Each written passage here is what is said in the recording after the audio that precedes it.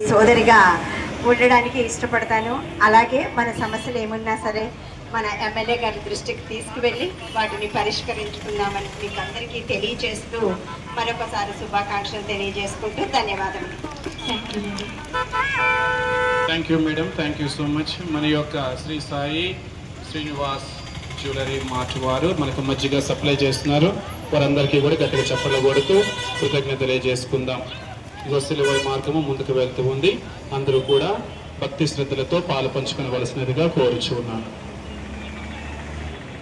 దయచేసి అందరూ వరుస క్రమంలో రాగలరు.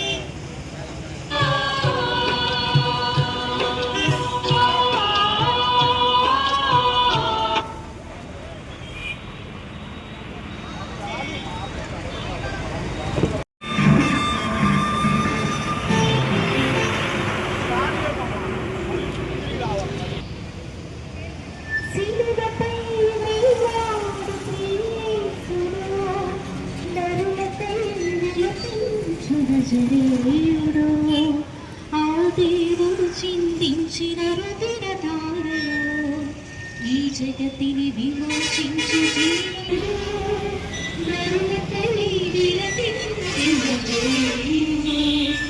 ఆ దేవుడు చిందించిన రుధిర ధారలో ఈ జగతిని విమోచించు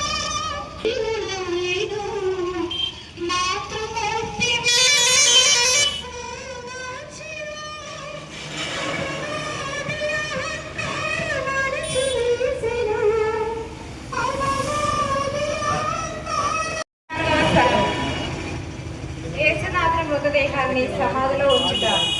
యేసుక్రీస్తు వారిని ఆరాధించి మీకు స్తోత్రం చేయించున్నాము.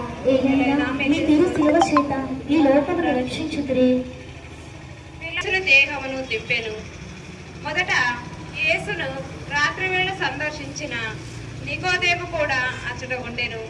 ఇంచుమించు 150 సేర్ల సిలువ వేయబడిన స్థలములకు అతి దగ్గరలో ఒక తోట గలదు. ఆ తోటలో ఎవరును ఎప్పడను భూస్థాపితం చేయబడని ఒక స్వర్గ సమాధి ఉండెను. అది విశ్రాంతి గవించి మహిమలోనికి ప్రవేశింపనున్న ఓ దేవా, మీతో కలిసి నేను మరణించాలని ఉంది, సంస్కరించుకోవాలని ఉంది. 3 రోజులు మీరు ఏ విధంగా కొత్త జీవితంతో, క్రొత్తదైన మాటలు, చేతలు, తలంపులతో తిరిగి జన్మించాలని ఆశగా ఉంది. కానీ ప్రభు, నా పాత జీవితం తప్పక కొత్త జీవితంలో ప్రవేశించగలను. మీరు నాకు ఆ అనుగ్రహం దయచేస్తారని విశ్వసించి ముందుకి సాగుతున్నాను. నీ ఉత్థానము నాకు ఎల్లవేళలా మంచి చేయుటకు. చర్చ్ ఫాదర్ సురేష్ గారండి, మరియు ఇక్కడ స్వామి రూపంలో ఉన్న వారికి పాదాబంధనం.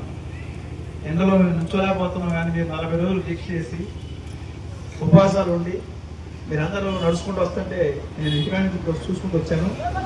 చాలా సంతోషం. భగవంతుడిని మంచి మనసులో కోరుకుంటే ఏ పనైనా అవుతుందని నమ్మకం ఉండాలి ఫస్ట్ మనకి. ఎందుకంటే నేను కూడా మీలాగానే 40 రోజులు దీక్ష పట్టినోడిని. అయ్యప్ప మాల అంటే ఒక్కొక్క దేవుడికి ఒక్కొక్క అభిమానం ఉంటుంది, ఒక ప్రేమ ఉంటుంది.